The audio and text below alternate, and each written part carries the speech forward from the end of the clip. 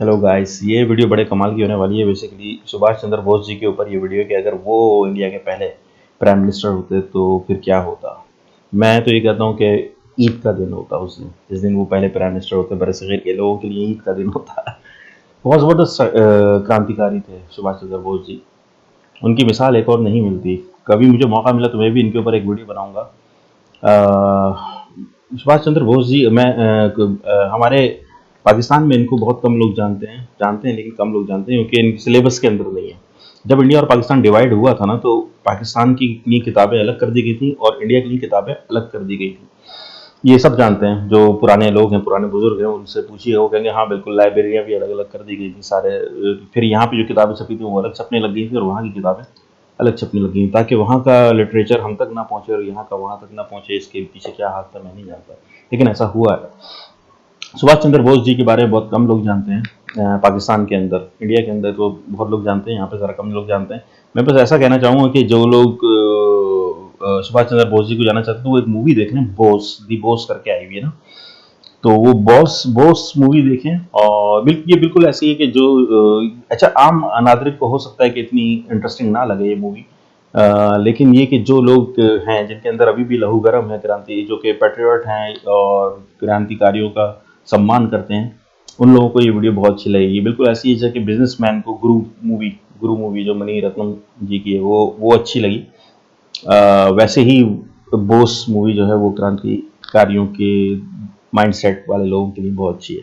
चलें खैर, पहले इस वीडियो को देखते हैं, क्योंकि इस वीडियो ने ख्वाब दिखाया है कि अगर सुभाष चंद्र बोस जी इंडिया के प्राइम मिनिस्टर होते फर्स्ट, तो पाकिस्तान तो बनता ही नहीं। सबसे बड़ी बात, जब सुभाष चंद्र बोस जी इंडिया के प्राइम मिनिस्टर होते तो पाकिस्तान बनने का सवाल ही नहीं होता। ये जिन्होंने खुद अपने मुंह से कहा है कि अगर सुभाष चंद्र बोस जी हैं तो अक्सर सुभाष चंद्र बोस जी को तो कोई डिनाई नहीं कर सकता ना।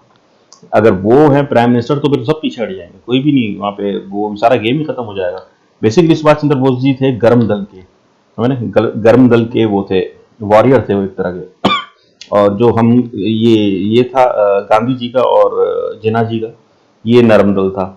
तो नरम दल वाले जो थे वो, जाहिर सी बात है, वो इतनी पावर नहीं रखते थे एज कम्पेयर टू गरम दल। गरम दल तो पूरी फोर्स थी ना, तो वो बहुत पावर थी। मतलब सुभाष चंद्र बोस जी की पावर के बारे में बस मैं ये कह सकता हूँ कि एक तरफ सुभाष चंद्र बोस जी थे और दूसरी तरफ पूरी दुनिया थी जो लड़ रही थी। तो सेकंड वर्ल्ड वॉर की बात कर रहा हूँ मैं।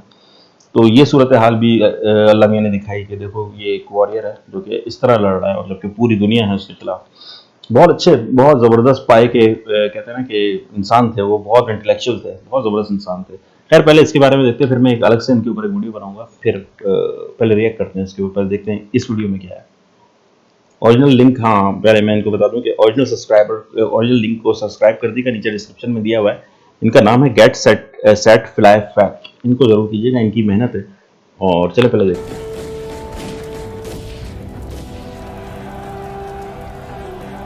आजादी के 9 सालों बाद जब 1956 में ब्रिटिश प्राइम मिनिस्टर क्लेमेंट एटली इंडिया आए थे, तब उनकी मुलाकात कलकत्ता के तभी के गवर्नर पीबी चक्रवर्ती से हुई थी। इस मुलाकात के दौरान इंडिया की आजादी पर उनकी बात छिड़ी और बड़े ही आतुरता के साथ चक्रवर्ती ने ये पूछा कि अंग्रेजों का इंडिया छोड़ने के पीछे का असल कारण क्या था। और इस पर एटली ने जवाब दिया सिर्फ 3 शब्दों में, आजाद हिंद फौज, जिसके लीडर कोई और नहीं बल्कि नेताजी सुभाष चंद्र बोस थे। और एटली का यह कहना था कि उनके कारण भारत में होने वाले दंगे होने लगे। इसके बाद चक्रवर्ती ने एटली से यह तक पूछा कि गांधी जी का इसमें कितना कंट्रीब्यूशन था। तब हंसते हंसते एटली ने कहा मिनिमल।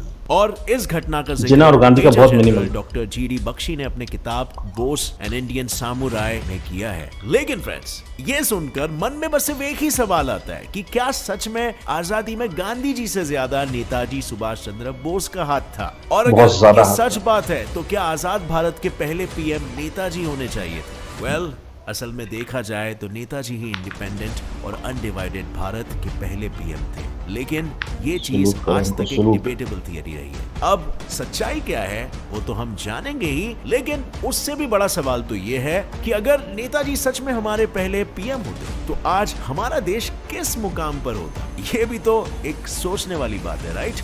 वेल हेलो फ्रेंड्स, मैं हूं गौरव। उसी मुकाम पे होता जिस मुकाम पे रहा था करने के लिए हमेशा। हम इतिहास के उन धूल जमे पन्नों को फिर से एक बार पलटेंगे बिना किसी देरी सब इंडिया के। आते, सब। Today's video titled Subhash Chandra British भी बोस तो आए थे अगर ना? इंडिया के फर्स्ट ब्रिटिश पीएम भी तो आए होते तो क्या होता।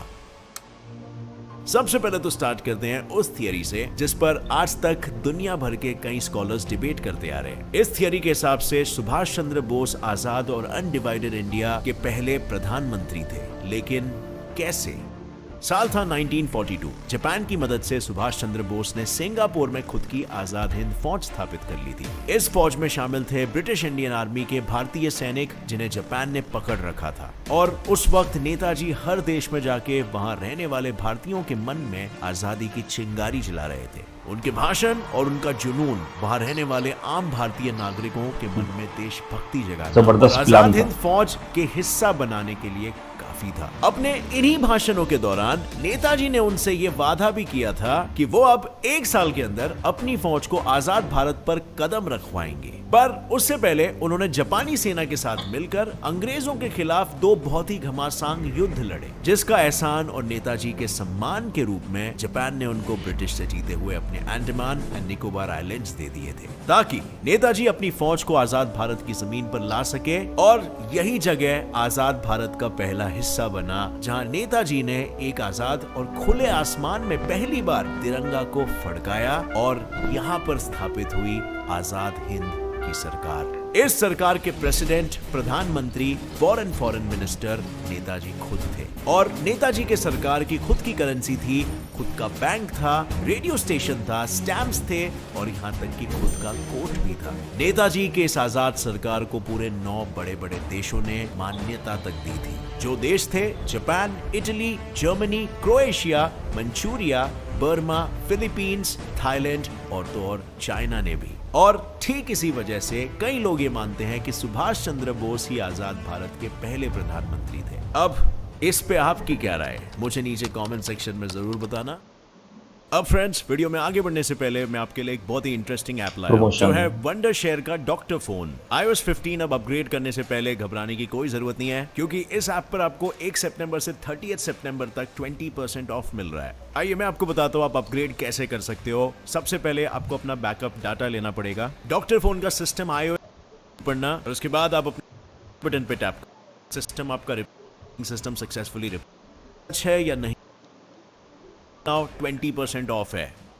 But getting back to the topic, theory सच है या नहीं उस पर रिसर्चर्स डिबेट कर ही रहे हैं, लेकिन उनका जवाब आने तक हम जानते हैं कि अगर बोस सच में पूरे आजाद भारत के पहले प्रधानमंत्री होते तो आज हमारे देश में क्या क्या बदलाव होता। वेल, सबसे पहला बदलाव तो ये होता कि आज हमारे और चाइना के बीच 36 का आंकड़ा नहीं होता। वेल, मुझे पता है ये थोड़ा सा अविश्वसनीय लग रहा होगा आपको, पर ये असल में सच है, क्योंकि 1938 के दौरान जब चाइना वर्ल्ड वॉर में हुए नुकसानों के कारण पूरी तरह से जूझ रहा था, तब उन्होंने इंडिया और इंडियन नेशनल कांग्रेस से मदद मांगी थी, और उस वक्त कांग्रेस के अध्यक्ष थे हमारे नेताजी, जिन्होंने 12 जून 1938 को पूरे देश में ऑल इंडिया चाइना डे घोषित कर दिया था। उन्होंने देश भर के सारे लोगों से चाइना की मदद के लिए फंड्स इकट्ठा करने कहा। इसके बाद नेताजी ने वो सारे पैसे एक एम्बुलेंस और डॉक्टर्स की एक टीम को चाइना में भेजकर दिया, और बस उस दिन के बाद चाइना और नेताजी के बीच में बेहद अच्छे संबंध बन चुके थे। और इसमें से एक डॉक्टर बहुत मशहूर है, आज भी चाइना। आजाद हिंद सरकार को मान्यता देने वाले 9 देशों में से एक चाइना भी था। यही सारी चीजों के कारण ऐसा माना जाता है कि अगर हमारे पहले पीएम सुभाष चंद्र बोस होते तो आज चाइना के साथ सरप्राइजिंगली हमारे काफी अच्छे रिलेशंस होते, और ना 1962 का भयानक इंडो चाइना वॉर भी नहीं होता, और आज ना ही दोनों देशों के बॉर्डर्स पर तनाव होता। बदलाव क्रमांक दूसरा, इंडिया पाकिस्तान का बंटवारा नहीं होता। आजाद हिंद फौज के कैप्टन लक्ष्मी सहगल के अनुसार नेताजी सुभाष चंद्र बोस हमेशा से ही भारत के बंटवारे के खिलाफ रहे थे, जिसका जिक्र उन्होंने महात्मा गांधी और पंडित जवाहरलाल नेहरू से भी कहा था। बोस का यह कहना था कि अगर भारत का बंटवारा हुआ तो देश की स्थिति बद से बदतर हो जाएगी, और एक बंटवारे को देख दूसरा राज्य भी फिर बंटवारे की मांग करने लगेगा। और ये बात सच भी तो निकली, क्योंकि अगर हम देखें तो आज की तारीख में भारत के अंदर कितने सारे सेपरेटिस्ट मूवमेंट्स हो रहे हैं, जैसे कि नागालैंड में पंजाब का खालिस्तान मूवमेंट और वेस्ट बंगाल में पनप रहा नक्सलवाद। पर अगर बंटवारे के दौरान बोस जिंदा होते तो शायद वो पाकिस्तान की मांग करने वाले मुस्लिमों को बंटवारा ना मांगने के लिए मना लेते, क्योंकि बोस हमेशा से मुस्लिम लोगों में दूसरे कांग्रेस लीडर्स से ज्यादा लोकप्रिय रहे थे। और उसके पीछे का कारण बिल्कुल सिंपल था कि वो खुद कलकत्ता के एक ऐसे इलाके में पले बड़े थे जो मुस्लिम मेजॉरिटी इलाका था, और उन्होंने कभी भी हिंदुओं में या मुसलमानों में फर्क नहीं देखा था। और अगर हम देखें तो 1937 के दौरान कांग्रेस में 10% से भी कम मुस्लिम लीडर्स थे, और वहीं नेताजी की आजाद हिंद फौज में 30 से 40% मुसलमान सैनिक थे, जो खुद नेताजी के भाषणों से प्रभावित होकर फौज में शामिल हुए थे। इन सारी चीजों की बुनियाद पर यह कहना जायज है कि अगर नेताजी जिंदा होते तो शायद इंडिया पाकिस्तान का बंटवारा कभी नहीं होता। 1947 में दोनों देशों का इतिहास ना ही अपने ही भाइयों के खून से रंगता, और शायद आज पाकिस्तान और बांग्लादेश दोनों आजाद भारत के ही हिस्सा होते। अब फ्रेंड्स, बात करते हैं उस बदलाव का जिससे हमारे देश का चेहरा ही बदल जाता। वो इसीलिए क्योंकि हमारे देश में लोकतंत्र यानी डेमोक्रेसी नहीं होती। क्योंकि अगर सुभाष चंद्र बोस हमारे पहले प्रधानमंत्री होते तो आज हमारा देश कम्युनिज्म या समाजवाद के सिद्धांतों पर चलता। वही कम्युनिज्म जो चाइना, रशिया और हिटलर के जर्मनी की आइडियोलॉजी थी। और ऐसा खुद नेताजी ने अपने किताब द इंडियन स्ट्रगल में कहा था कि वो साम्यवादी संघ नाम की पार्टी बनाना चाहते थे, जिसका मतलब होता है कम्युनिज्म यूनियन। और शायद उन्हें कम्युनिज्म इसीलिए अच्छा लगा होगा क्योंकि वर्ल्ड वॉर के दौरान उन्होंने अपने कम्युनिस्ट एलाइज जैसे कि चाइना, रशिया और जर्मनी को जीतते हुए देखा था, जिस वजह से शायद उन्हें लोकतंत्र से ज्यादा साम्यवाद की विचारधाराएं भाने लगी थी। अब एक मिनट, तो क्या नेताजी भी हिटलर या स्टालिन की तरह तानाशाह बनना चाहते थे? वेल, अगर वो पहले प्रधानमंत्री होते तो क्या आज हम पे भी चाइना के लोगों की तरह पाबंदियां लगी होती? अब अगर आपको लगता है कि नेताजी के आने पर शायद भारत का दृश्य कुछ ऐसा हो, तुम गलत हो। क्योंकि नेताजी भले ही अपने विदेशी कम्युनिस्ट दोस्तों से इंस्पायर्ड थे, लेकिन वो उनके जैसा तानाशाह नहीं बनना चाहते थे। वो हमेशा से चाहते थे कि हर भारतीयों को समान राजनीतिक और आर्थिक अधिकार मिले और हर किसी को अपना धर्म चुनने का पूरा अधिकार मिले। और उनकी किताब द इंडियन स्ट्रगल में ये उन्होंने कहा भी है कि वे चाहते थे कि इंडिया एक धर्म निरपेक्ष देश बने ताकि यहाँ की माइनॉरिटीज को सेकंड क्लास नागरिकों का दर्जा न मिले और सब लोग मिलजुल के देश के विकास में हाथ बढ़ा सके। अब ये सब तो अच्छा है, लेकिन उनके राज में एक और एक बदलाव जो आता है वो ये होता था कि हम इंडियंस थोड़े ज्यादा अनुशासित यानी कि डिसिप्लिन्ड होते, क्योंकि उनका मानना था कि भारत को एक मजबूत लीडर की जरूरत थी जो देश के लोगों को कड़े अनुशासन के महत्व को समझा जाते और लोग ज्यादा जिम्मेदार होते जैसे कि दूसरे कुछ कंट्रीज जैसे कि जापान। लेकिन जिस तरह हर दिन सूरज उगता है और ढलता है, जिस तरह हर सिक्के के दो पहलू होते हैं, बिल्कुल उसी तरह हमारे भी इस कहानी में एक दूसरा पहलू है, एक दूसरा थोड़ा सा डार्क पहलू। यानी अगर प्रधानमंत्री बनने के बाद सुभाष चंद्र बोस भारत में साम्यवाद लाते तो पॉसिबिलिटी है कि भारत में वन पार्टी रूल लागू हो जाता और सामने ऑपोजिशन में कोई पार्टी नहीं होती रूलिंग पार्टी को जिम्मेदार करार करने के लिए।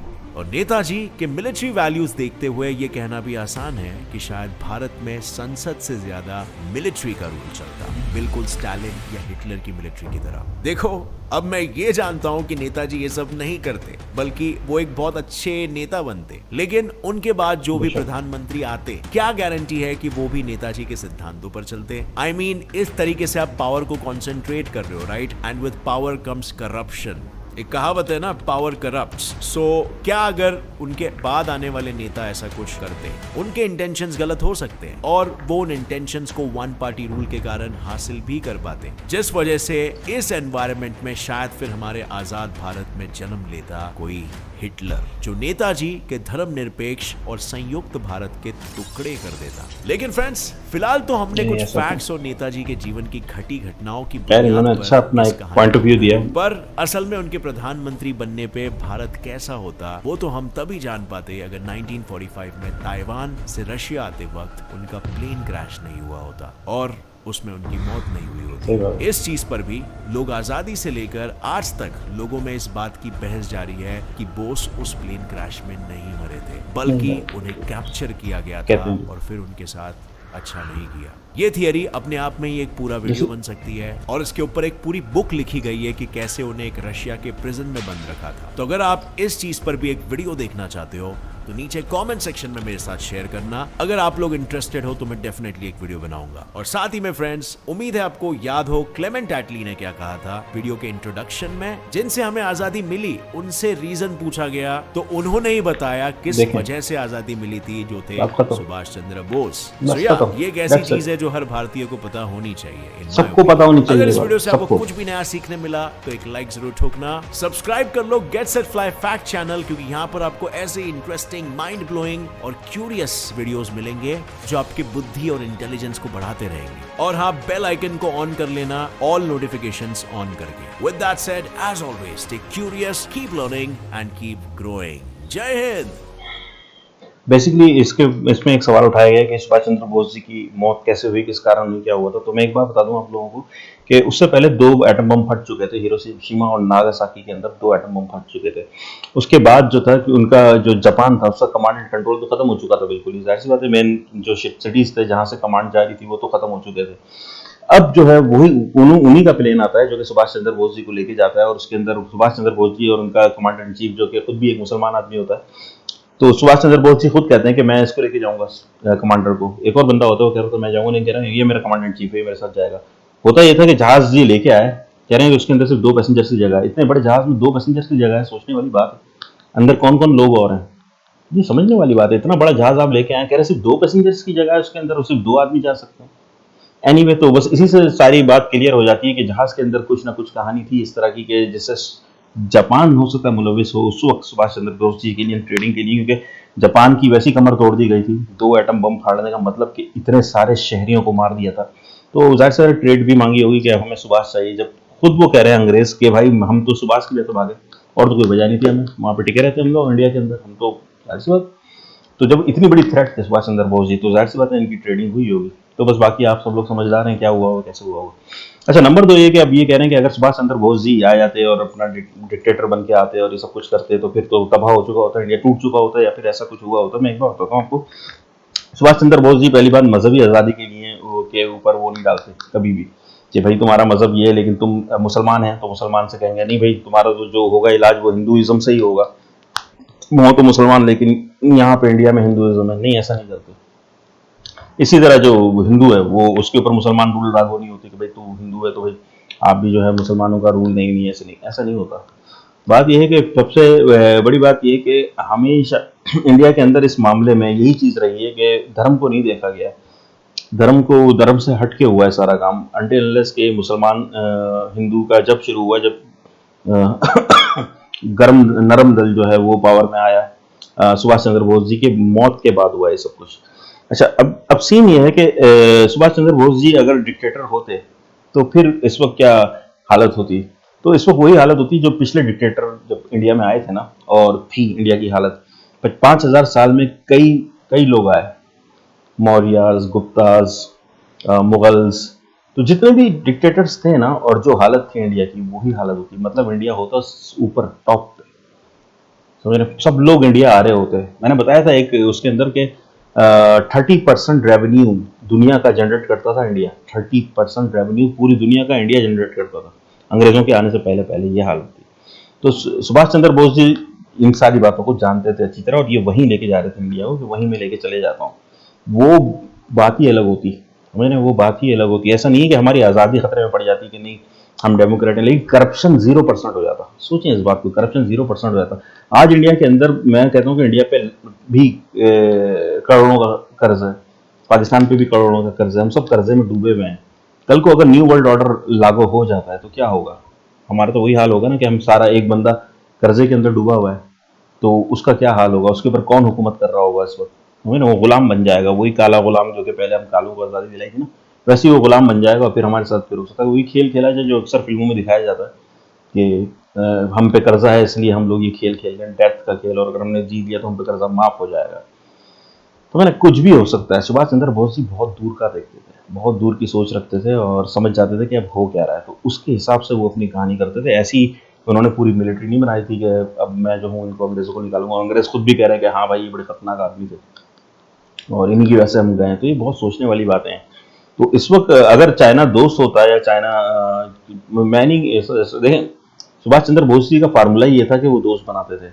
वो ये देख रहे थे कि एलाइज जो थे वो बहुत मजबूत थे और एक्सेस जो था वो बहुत कमजोर था फाइटिंग में, तो इसलिए वो इसको जोड़ते थे। जब वो जर्मनी गए वो चाहते थे कि रशिया जर्मनी के साथ हो जाए और ये एक फोर्स बन जाए पूरी, तो फिर क्या होगा, एक्सेस मजबूत होगा। उसके बाद फिर ये चाहते थे कि चाइना भी मिल जाए, जाहिर चाइना पे इन्होंने अपने एक बड़े जबरदस्त डॉक्टर थे इन्होंने भेजे थे चाइना, जो जिसका अभी भी सम्मान करते हैं चाइनीज ना उन डॉक्टर का, और इंडिया के नाम पे ये बहुत सम्मान है उन डॉक्टर का।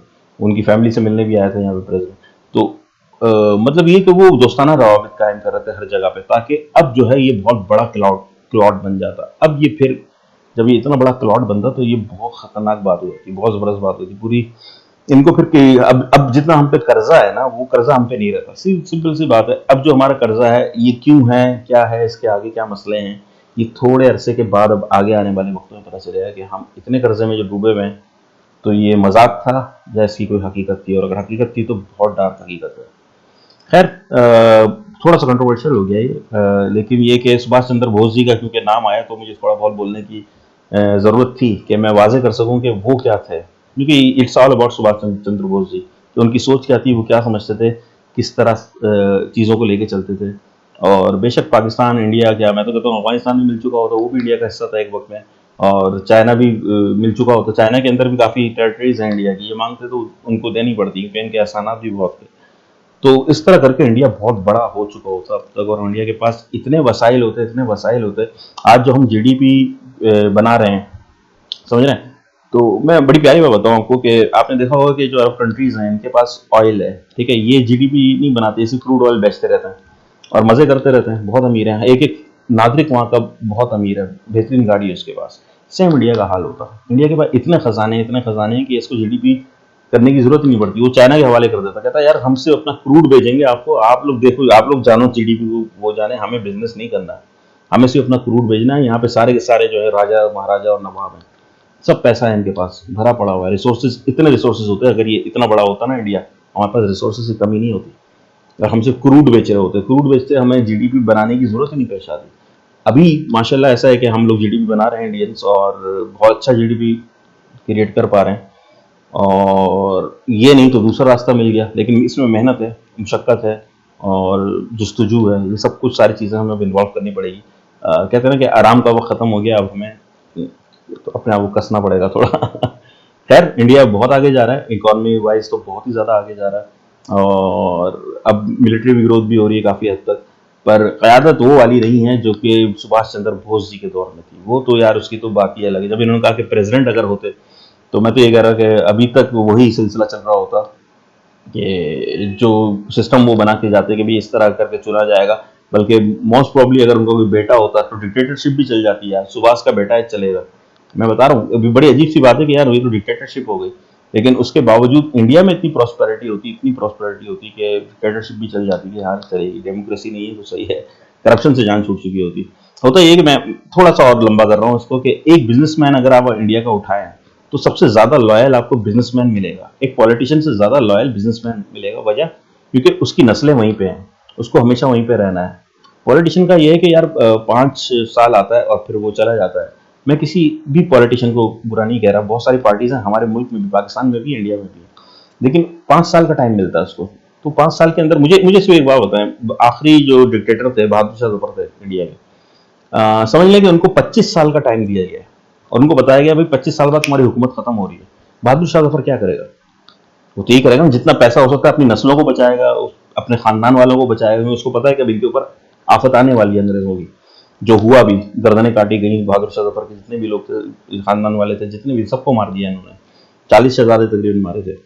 तो अब आप ये देखें तो वो तो उन्हीं को सेव कर रहा होता ना, 25 साल पहले अगर उसको पता चल जाए तो उन्हीं को सेव कर रहा होता, पैसे वैसे इकट्ठे करके जो भी है माल वाल इधर उधर बेच के अपनी बचा रहा होता। सिंपल सी बात है। तो इनको तो सिर्फ बेचारों को सिर्फ 5 साल मिलता है, ये अपनी ना बचाए, ये तो अपनी बचाएंगे ना, क्योंकि इनको अब अगले आने वाले से ज्यादा अमीर होना है, समझ रहे? अब जो आएगा वो फिर इनको ठोकेगा क्योंकि उसके पास पावर है, तो उससे ज्यादा इनको अमीर होना, क्योंकि इनके काम अब सिर्फ पैसा आना है, क्योंकि अब इनके पास पावर नहीं होगी, इनके पास पैसा होगा, समझ रहे? तो ये साइकोलॉजी ही चेंज कर देती है डेमोक्रेसी, 5 साल का जो पीरियड है। तो ये सीन होता है। तो इसलिए मैं कह रहा हूँ कि बिजनेसमैन सबसे ज्यादा लॉयल होता है मुल्क से, वो चाहते हैं कि मुल्क बढ़े, मुल्क तरक्की करे, और उसकी वजह ये होती है क्योंकि वो एक तरह का डिक्टेटर होता है, क्योंकि उसकी गद्दी जो है उसका बेटा संभालता है, तो अब वो उसको ऑन करता है, उस जगह को ऑन करता है, he is earning from this place, समझ रहे? उसका सम्मान उस जगह से है, उसका घर उस जगह से, उसका ख़ानदान उस जगह से, सब लोग उस जगह से हैं, तो वो उस जगह का सम्मान करता है। वो एक तरह का डिक्टेटर होता है। मैं सिर्फ साइकोलॉजी बता रहा हूँ, मैं ये नहीं कह रहा कि किसी बिज़नेसमैन को लाके वहाँ पे खड़ा करके बोले करो हुकूमत। और ये भी कर दे तो हो सकता है बहुत करप्शन बहुत कम हो जाए और बहुत आगे बढ़ जाए। तो बस ये किसी उसके खिलाफ नहीं है, ये सिर्फ एक उसकी डेमोक्रेसी वर्सेस सुभाष चंद्र बोस चल रहा था, तो ये सिर्फ उसके खिलाफ है, उसको एक्सप्लेनेशन में है, किसी चीज़ के खिलाफ नहीं है। डेमोक्रेसी के अंदर भी अच्छाइयाँ हैं और डिक्टेटरशिप में जो मैंने अभी वाजे कर दी वो सारी अच्छाइयाँ हैं।